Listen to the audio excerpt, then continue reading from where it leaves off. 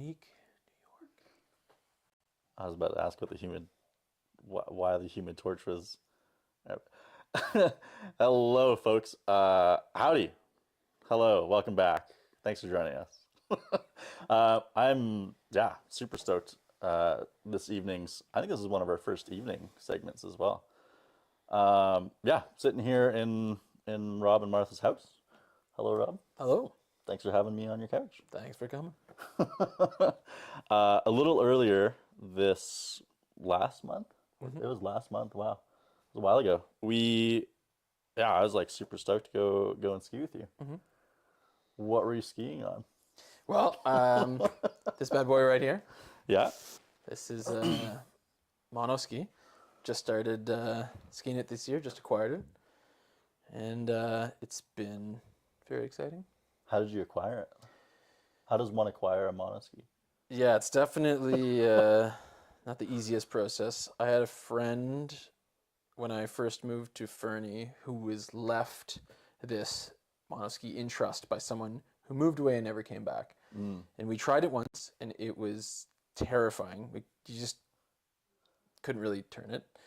So we never tried it again until I moved to Kimberley, and I realized that Kimberley is just really ideal terrain for a monoski. So I was determined to acquire this lovely piece here, and I was hassling my buddy for years, but he always wanted to make sure that it was okay with his friend who had left it behind, who we never talked with at all. So finally, I just did the deep dive on Facebook and found this person and said that I was willing to buy it, whatever it takes. I just wanted to give this thing the life it deserved here.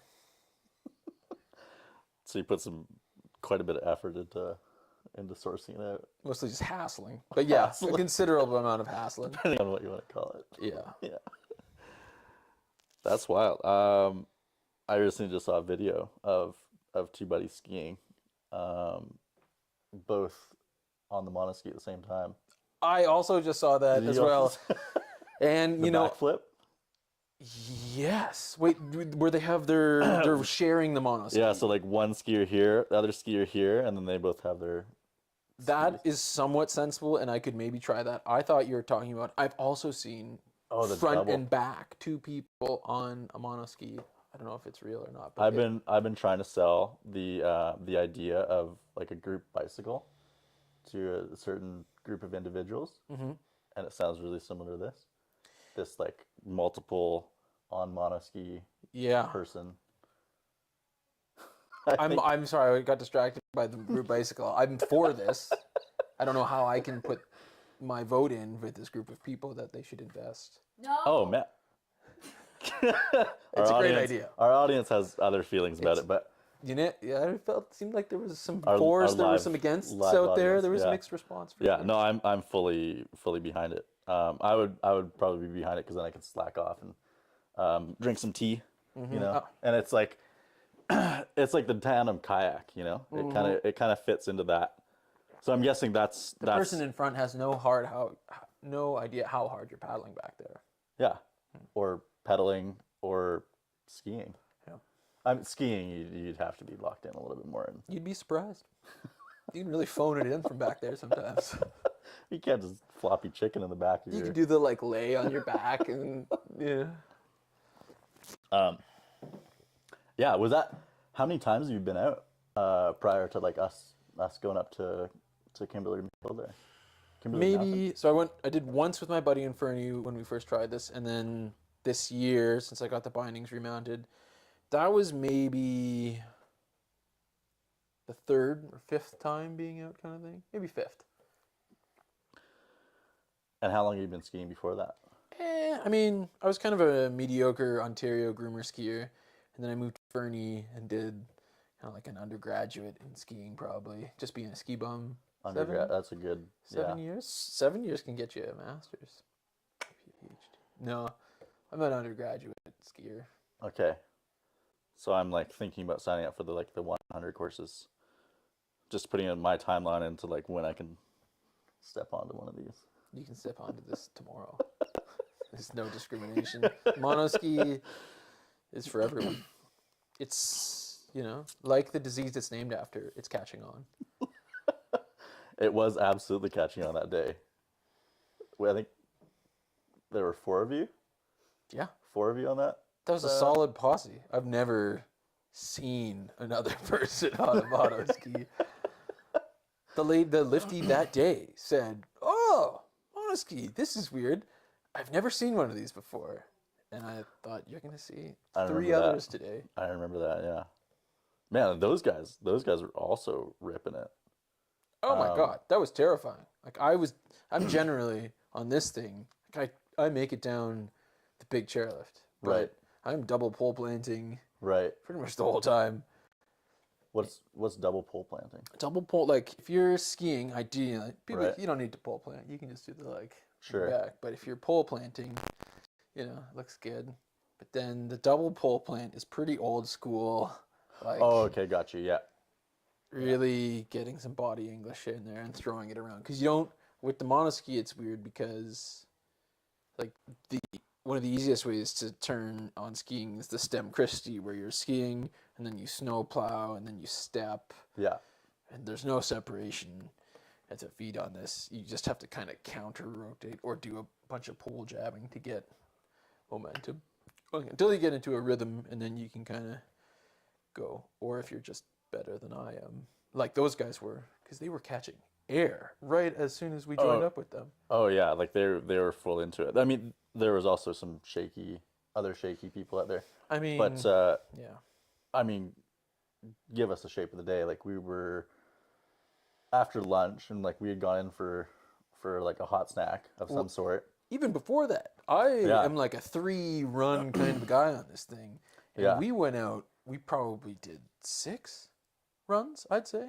And then Probably more than that, I think. more than 6. Yeah. I was gonna call it. Yeah, I was yeah, gonna leave. Yeah. And then he texted me saying like, "Oh, me and the boys will be up here." And I felt, because I was the liaison here, that I had to stick around. And then we did the most challenging skiing of the day. When I was least physically qualified. I think we were all pretty gassed at that point. I did by far the best monoskiing I've ever done. Oh man. My skills got pushed. Yeah. I find that happens quite frequently though with any sort of group activity. Like somebody else comes and joins the group and puts that life and vigor back into the atmosphere, and yeah. So you get 3 more folks on monoskis, and It gets you're gonna very, take over. And there's a few characters. I feel like monoskiing might attract more unusual people, and maybe more risk-taking people. Either way, these guys were they were risk takers. Mm. Where do you see it going for yourself in the future? I'm trying not to get injured, but otherwise, I feel like It's a good direction. I'm gonna push this baby as hard as she'll go. Maybe catch some air. Yeah. I mean, you're pretty close to it. Like, I don't know. I guess kind of like the problem, I guess existentially, one of the issues is that I'd say my go-to ski trick is a spread eagle. So, You do like spread knees. I think I'll just have to reinvent myself as a monoskier. Yeah. Yeah, you could do like I don't know what it's called in ski lingo. Full disclosure, I mostly snowboard, but I've picked up skiing a little bit. But what's the equivalent to like a fakie? Where you or a shifty? You can shifty on skis? Yeah. I feel like that'd be pretty easy to do on a monoski. Yeah. Oh, and then back scratchers. What's a back scratcher? Back scratcher is when you're skiing and you do legs behind you, and arms up like this. Got you. And the problem with that is longer your skis are, the more likely you're going to catch your tips. Yeah. You have to get at least as much air as your skis and then get them out of the way in time. Otherwise, you catch your ski tips and It's gonna look good. You're gonna slam. It's gonna put on a show. Yes. Yeah. Yeah. But back scratcher with this, I don't know. Twister as well is when you do it's like a, I guess, double shifty kind of thing where you're like pointing left, out to one right? side. Yeah. Got you. That's Or is that with like individual skis? with individual skis, it would look the same as with a monoski. It's like their skis are together. Oh, okay. Yeah. Yeah. Classic. How do you find the bindings on these? How old is this thing? If you could give it a guess, unless you know. I was trying to find that out. I'm sure it's known, but I just didn't. I'd say the 80s or 90s. Yeah. Yeah. I mean, judging by its appearance, I feel like the looks of that era. Late 80s, early 90s.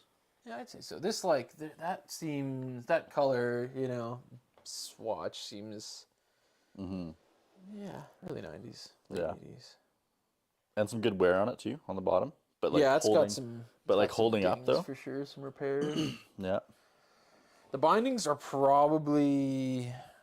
They probably changed the bindings at some point, which is good because that's one of the worst things is if these bindings were junk, then there's already enough holes in this thing that you can only put so many holes in a ski before it's done, which is ridiculous. I don't know why the ski industry hasn't done something about this. Snowboarding, you just have the same holes. You never have to make any new ones. Skiing. Has any company ever done that? Like just mounted holes where you could put two different sizes of bindings on? The problem is then, every binding company has a different hole pattern for the bindings. Oh yeah, for sure. So you can do plates, I guess. I feel like you can mount plates. Yeah, that are like slidable, but then you're that much more weight and something else to fail. And people are pretty particular about their ski bindings too. For sure, yeah. Yeah, you're gonna go with a brand and you're gonna know that brand and then that's it. Yeah. Yeah. Yeah, I get that. These bad boys were not great. I was popping up out of these things a lot. They are old, and so the springs are a little not as strong as they used to be. So you got to be real smooth when your dins. You can't crank your dins up at all. Yeah, it's like riveted in there, hey? So you can't just pop the spring out and replace that. No, I was actually looking into that, but I don't know if anyone's ever tried replacing springs in bindings. It's probably not a good idea, and that's why it's never happened. Audience question. Is that duct tape? That is duct tape. If I can explain duct tape, if you want to get on a deep dive on ski binding. So, for example, I was having trouble. I was washing out my tails, which is super annoying, especially when you're already out of control. What's a What washout? does that mean? Oh yeah. So then, I'd say it's overturning. You'd be skiing, and I couldn't stop turning left, basically. Right. Until I'd turn, lose all my speed and stop. Up the hill instead of down the hill. Yeah, and one of the things, having your boots high-heeled kind of thing, too much heel lift can cause that. And then, so by raising the toes here, just 3 mils, that made all the difference in the world. Ramp angle, look it up. Ramp angle, yeah.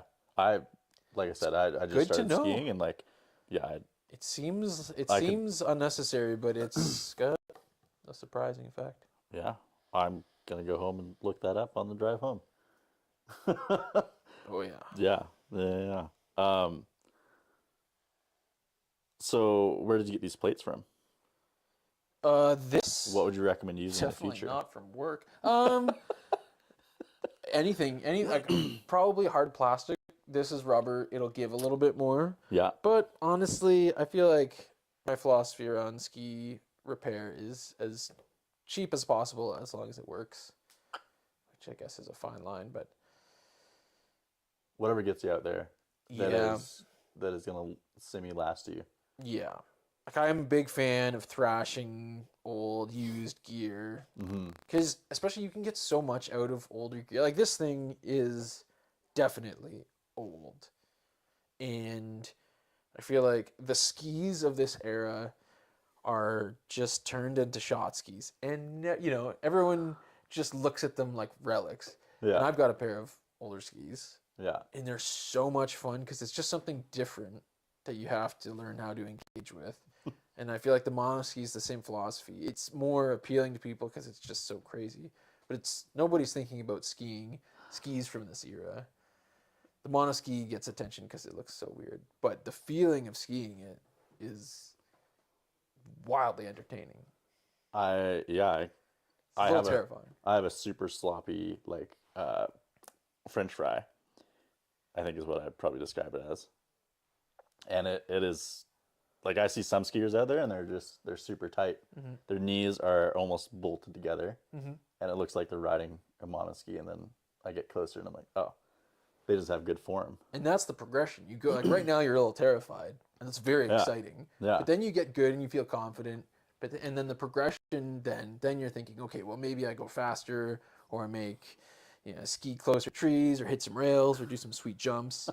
And the problem with progression, you start to get into very injury-filled places. I feel like living in ski towns and working ski patrol, you see so many people who aren't even doing. I'd see skiers that were way better than I am doing things that were well below their most extreme capabilities. And they were blowing out knees and like life-changing injuries. So I feel like one of the things that I love about the Monoski is it's terrifying at very low speeds. I don't have to be trying to ski steeper or faster or hitting bigger drops. I can just try and survive the quad. Yeah. And if I catch some air, Jesus.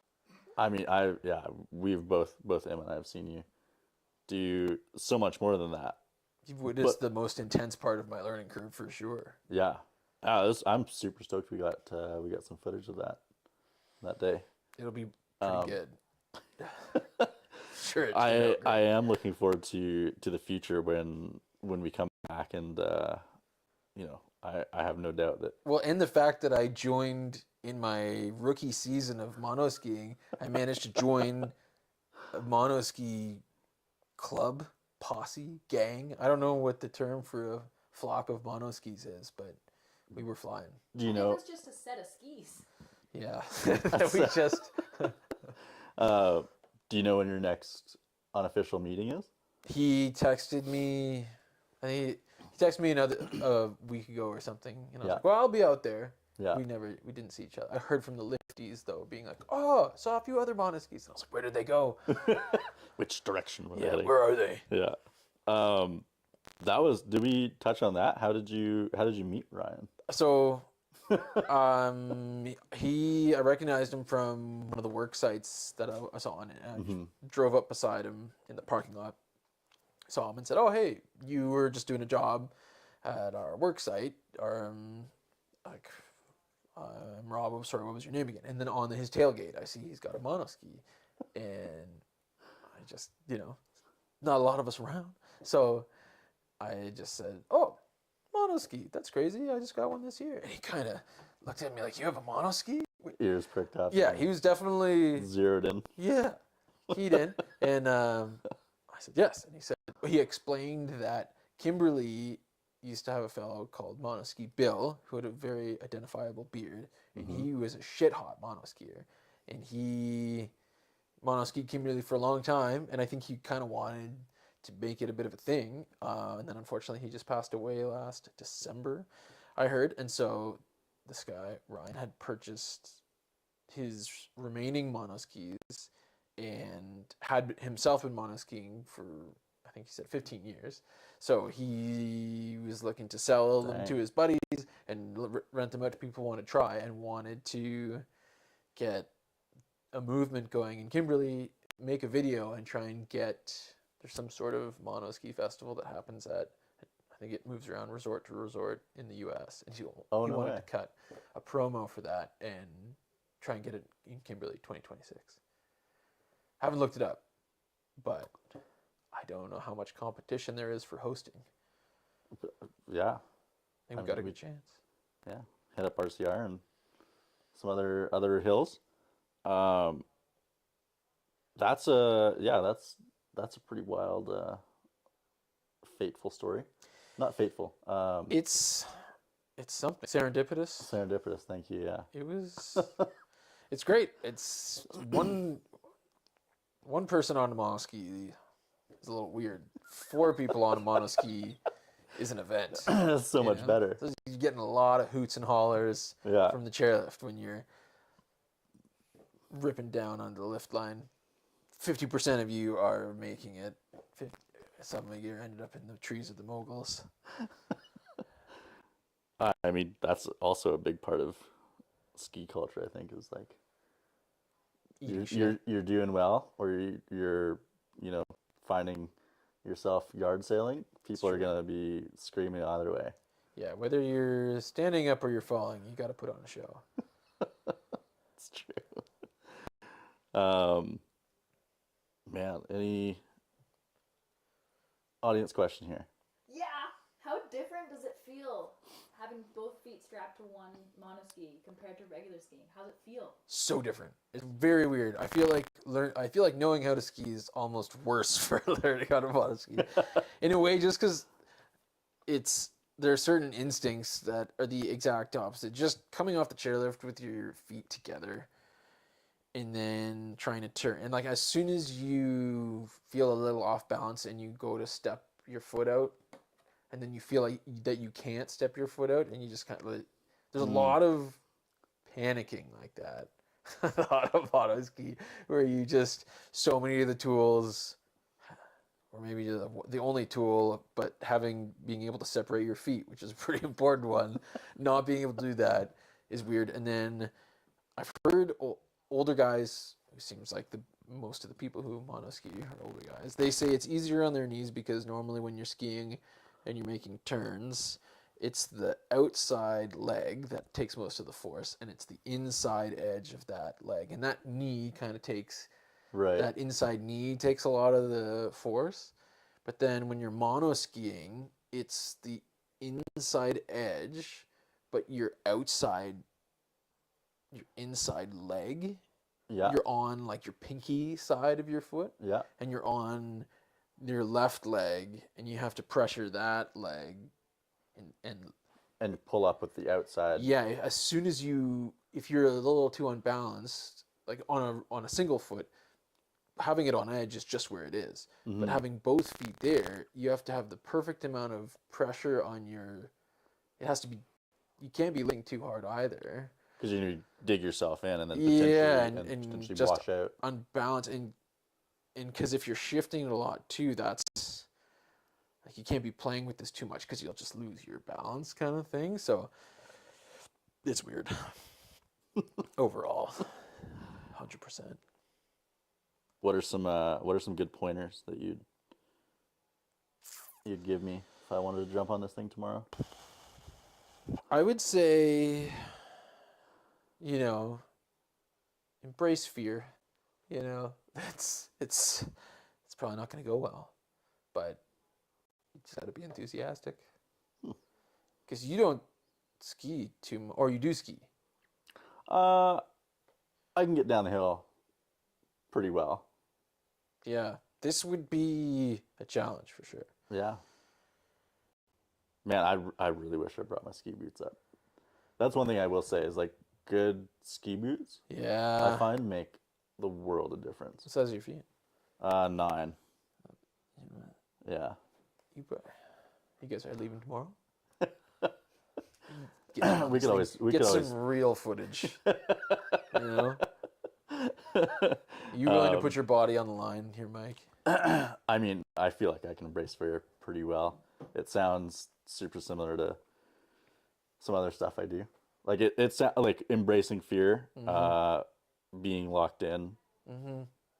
Applies to whitewater kayaking. Having both your feet locked into the same thing applies to snowboarding. Yeah. Not to compare the two because I'm sure they're worlds apart. We start getting, people make a lot of ado about different, one plankers versus two plankers. All of a sudden, I'm in the one plank side of that argument. So there's we start getting closer and closer. Yeah. I mean, I'd be super keen to give it a shot. Well, it's here. It is. I know exactly where to go. Yeah. And man, like you were saying earlier, Kimberley is a great hill. It's turning into a mecca for monoskiing. Absolutely. I think 2026 coming up. You heard it here first. Yeah. I might have to look Ryan up and shoot him a text. Not just for a rental, but for a purchase. Absolutely. Well, good thing Faction is making new monoskis. You don't have to buy old ones anymore. Right. And they even make a split monoski. So if you want to take your monoskiing skills into the backcountry, Yeah. I've been trying to. Oh, how much? $1,200. Yeah. Versus, how much did you pick this thing up for? I mean, technically, I just had to pay to get the bindings remounted, $50 at Fun Hogs Gear Exchange in Cranbrook, BC. Oh man, that's a sweet store. Isn't it? Oh, Emma had to like drag me out by my elbow, and I was like, I'm not done in here yet. And then the door's closed. Oh yeah, I think I got $100 credit there right now. I'm like, oh yeah, I can buy anything in the store. Yeah, and super good prices too. And the guys there too are willing to deal with stuff like this. Like, so you go to some shops, and I don't know if these bindings are considered indemnified, but Right. some shops won't even touch old bindings because they're like, we can't guarantee that they won't explode, and then we're technically liable for that kind of stuff. So I'm not saying Right. that Funhox doesn't Yeah, look at your gear very thoroughly, but yeah, they're open to help you out and give you some advice. absolutely. Yeah, yeah. um, Man, yeah. I don't know. I would like to see it added to my quiver, Yeah. hanging on my wall. But I know certain parties are. You're not hanging Some- this on no wall.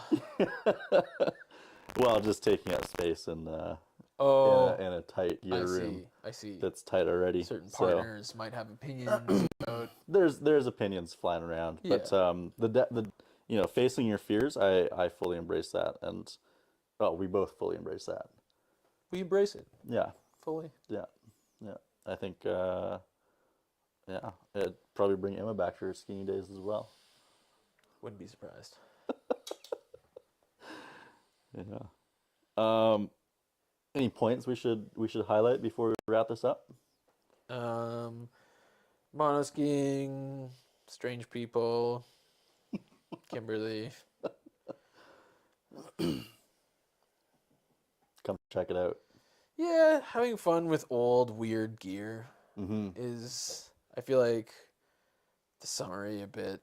Where it's like, this was free. You know, it's obviously people you could say like, oh, this thing, you could sell this thing for like $1,000 or whatever you wanted, but it's funny how at this point it is kind of priceless in that it is worth nothing. You know, it's just old, doesn't owe anybody anything, but Mhm. it's also priceless in that I could not replace this if nobody could give me money. Yeah. Like if someone wanted to buy this from me and I wanted to get another one, I don't Yeah. know if money could replace it there's only going to be less and less of them left. So I guess it's that kind of dichotomy that makes it so entertaining. People look at you from the chairlift and you attract looks that no regular ski can get. But those looks very aren't true. always admiring. Yeah. Sometimes the looks are looks of, what the fuck is that? Why would you do that? Yeah. I mean, you're getting down the hill one way or another. Don't discriminate how you do it. Just enjoy what's out there. Any day of sliding on snow is a good day. Yeah.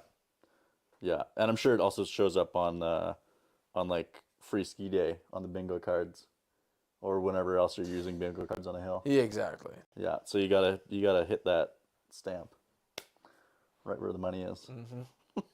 Mm-hmm. Man.